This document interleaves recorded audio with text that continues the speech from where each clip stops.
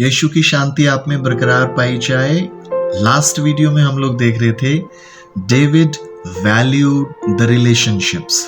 दाऊद जी ने रिश्तों को अहमियत देना सीखा, या दाऊद जी ने रिश्तों को अहमियत दी, महत्वपूर्णता दी।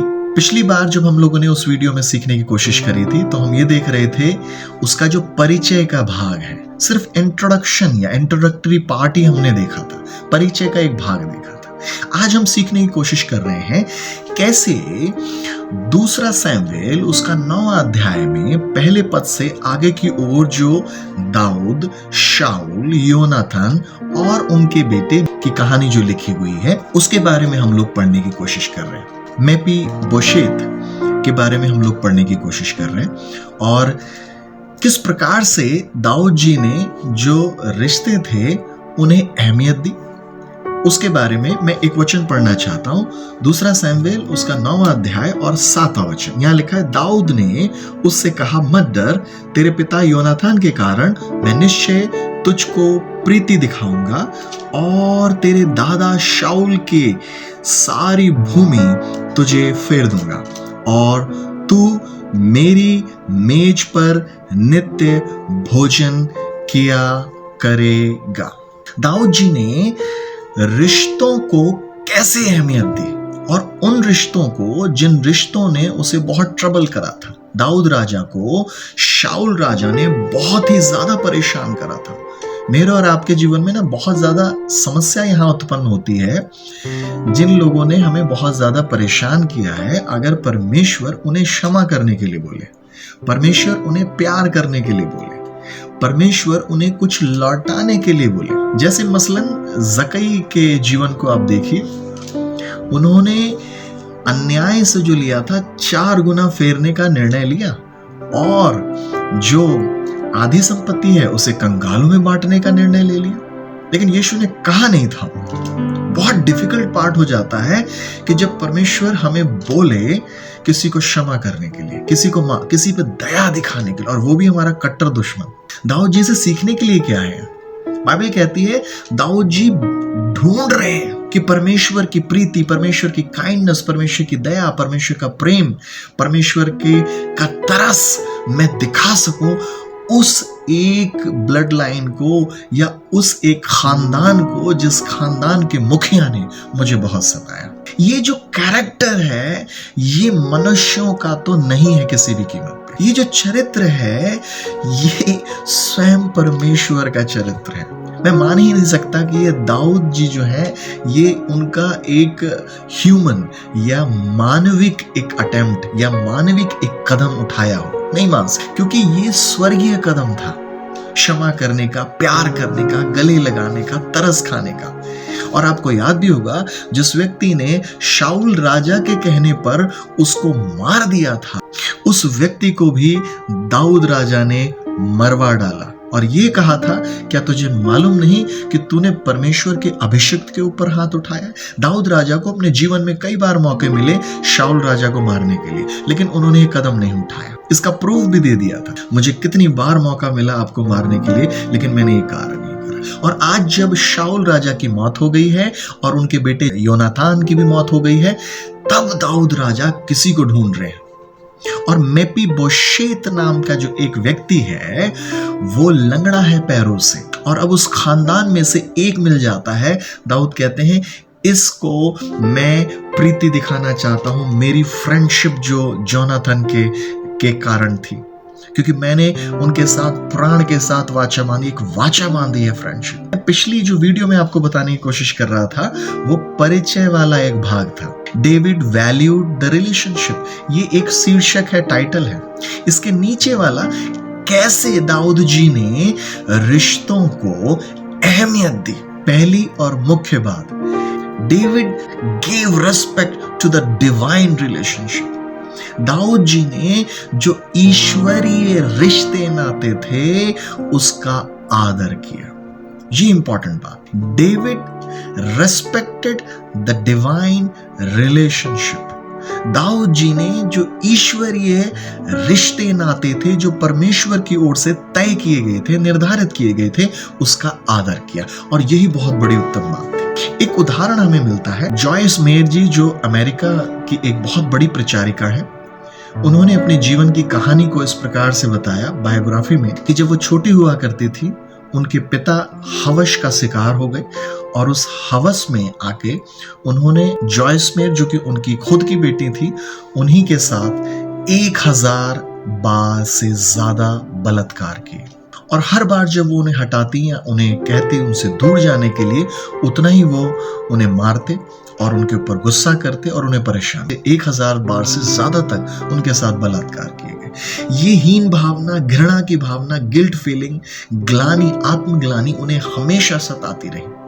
हालांकि जब परमेश्वर ने उन्हें चुना और जो वचन बांटने लगे, प्रचार, बहुत सारे लोग बचने लगे। लेकिन एक दिन अब समय आया, उनके पिताजी बुजुर्ग हो गए और एक दिन ऐसा आया जब जॉयस मेयर को परमेश्वर ने साफ साफ बोला, एक वर्बल आवाज के अंदर, कि तुम अपने पिता को क्षमा करो और उन्हें जाके प्यार करो, उन्हें अपने पास बुलाओ, जो कि वो नहीं करती थी। वो उनसे हेट, घृणा करने लगी थी बहुत ज्यादा।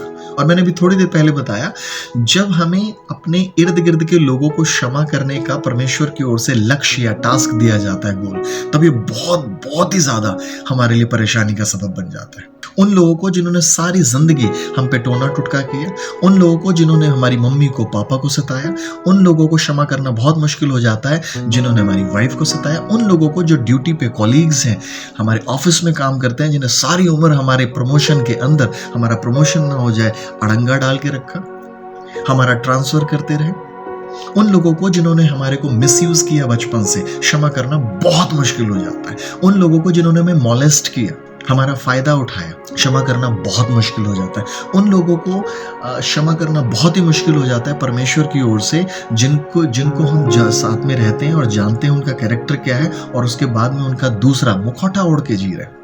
उन लोगों को क्षमा करना बहुत ज्यादा मुश्किल हो जाता है जिन्होंने हमें सारी उम्र अलग अलग रीति से ताड़नाएं दी, घर में रह के हमें सताया है, हमारी जमीन को खा गए, हमारा जो हक था मार लिया। जॉयस मेयर के पिताजी ने इस प्रकार का काम किया था।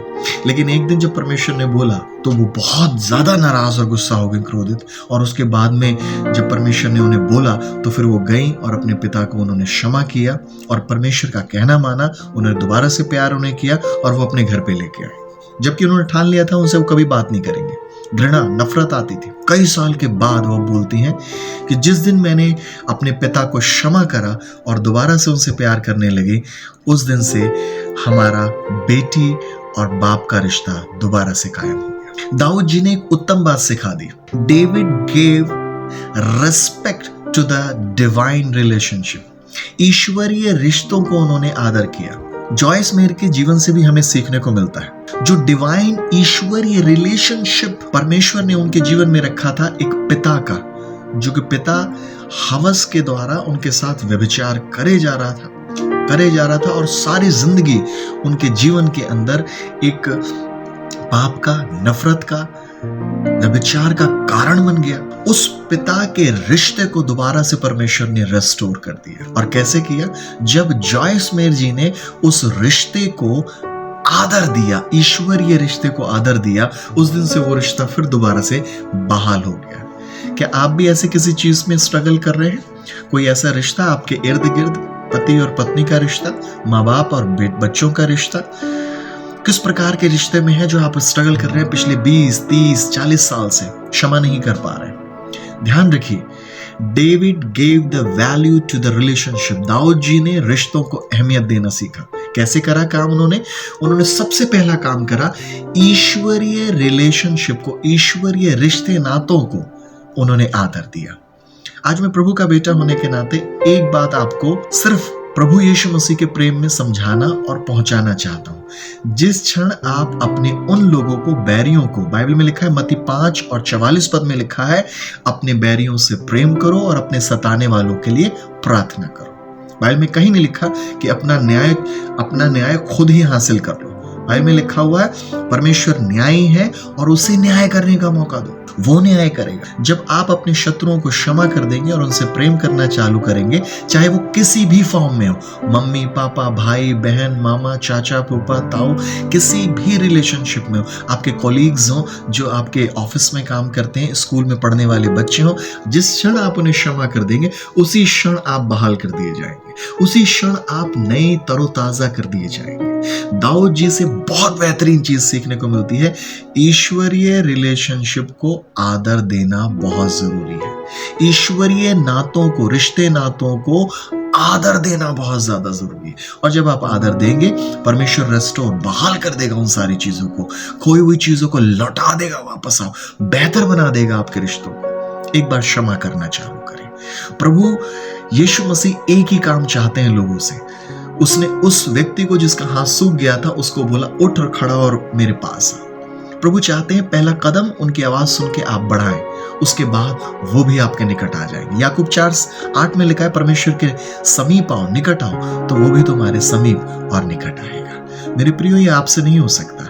आप प्रभु की दया में होकर ही काम कर सकते हैं, आप प्रभु के प्रेम में होकर ही काम कर सकते हैं। और दाऊद जी ने जो ये किया, पहला और अच्छा काम, ईश्वरीय रिलेशनशिप को आदर दिया, ये उनकी ओर से नहीं हो पाया, उनके अंदर ईश्वरीय प्रेम और दया आ गई। इसलिए उसने इस लंगड़े बच्चे के ऊपर उन्होंने दया करी और खोई हुई सारी संपत्ति को उन्हें वापस कर दिया और बोला, मेरी टेबल से तुम खाओगे।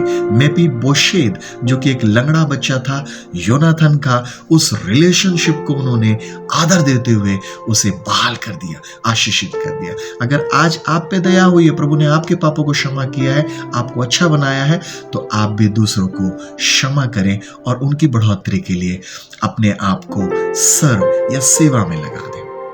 जब आपके शत्रु परेशान हो रहे हैं तो आपको खुश होने की जरूरत नहीं है। आपके ऊपर भी जैसी प्रभु ने दया करी है, वैसी दया, क्षमा, प्यार आप उनसे करना चालू करें। यीशु आपके रिश्तों में आशीषों को ले आएगा। प्रभु आपको आशीष दे। इस चैनल एरो सिटी को ज्यादा से ज्यादा लोगों को आप शेयर करें, सब्सक्राइब करें और लाइक करें, ताकि ये वचन जो कि कीमती हैं, हीरे व जवाहरात से बढ़कर हैं, लोगों के पास तक पहुंचने वाले बन जाए। प्रभु आपको आशीष दे और जय के उत्सव में ले चले। यीशु की शांति आप में बरकरार है। जय मसीह की। धन्यवाद।